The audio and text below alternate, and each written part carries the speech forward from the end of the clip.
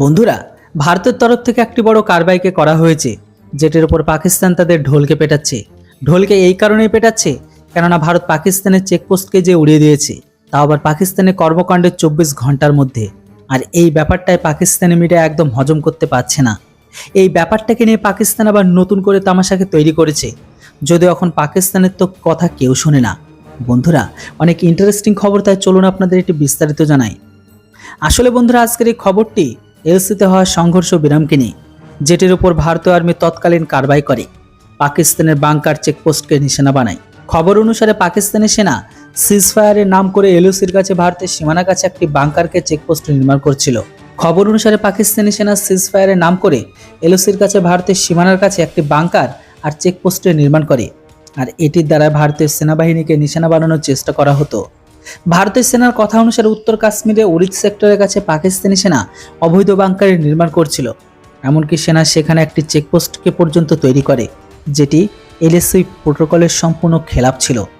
তো সেখানকার নিয়ম অনুযায়ী ভারতীয় সেনার পাকিস্তানি সেনা নিজেদের এরিয়ার মধ্যে থেকে রাউন্ডিং আর ইনফ্রাস্ট্রাকচারকে নির্মাণ করবে, কিন্তু উত্তরি কাশ্মীরের গুরেড সেক্টরে এলএসিতে ফেন্স রেল না থাকার কারণে পাকিস্তানি সেটির ফায়দাকে ওঠায় ভর পায়, যেটিকে ভারতের সেনা বিফল করে দিয়েছে এখন। আসলে বন্ধুরা, ভারতের সেনাবাহিনী যখন পাকিস্তানের সেনাবাহিনীকে অবৈধ কাজ করা থেকে বিরত থাকতে বলে, তখন পাকিস্তানের সেনা ভারতের সেনার উপর উল্টে গুলি চালায়, যেটির মোক্ষম জবাব দিতে গিয়ে ভারতের সেনাবাহিনী আরপিজি দিয়ে না শুধু বাংকারকে উড়িয়েছে, বরং এর সাথে সাথে সেই চেকপোস্টকে পর্যন্ত উড়িয়ে দিয়েছে, যেটিকে ভারতের সেনাবাহিনীর উপর নজর রাখার জন্য বানাচ্ছিল পাকিস্তান।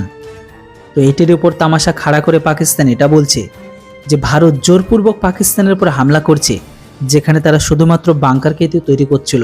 কিন্তু এটা খুবই খারাপ ব্যাপার যে পাকিস্তানি সেনার উপর বা নিহত্তার উপর তারা আক্রমণ করছিল।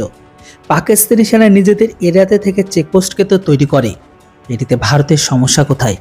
তো বন্ধুরা, মিথ্যা কথা কিভাবে বলতে হয় সেটা তো শুধুমাত্র পাকিস্তানের মিডিয়া আর পূর্ব পাকিস্তানের মিডিয়া থেকে শেখা উচিত। এরা মনে করে পাকিস্তান সেনাবাহিনীর বিশ্বের সব থেকে 1 নম্বর নিয়মকানুন মান্য করা সেনাবাহিনী, যেখানে তারা আর্মির রুলস কি সেটা পর্যন্ত জানে না।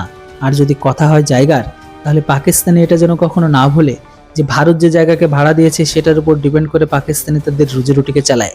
তো বন্ধুরা, এবার আপনারা বলুন, ভারতের সেনাবাহিনী পাক চেকপোস্টকে উড়িয়ে কি ঠিক করেছে না ভুল? নিচে কমেন্ট করে অবশ্যই আপনাদের মতামত লিখে জানান। Thanks for watching. জয় হিন্দ, বন্দে মাতরম।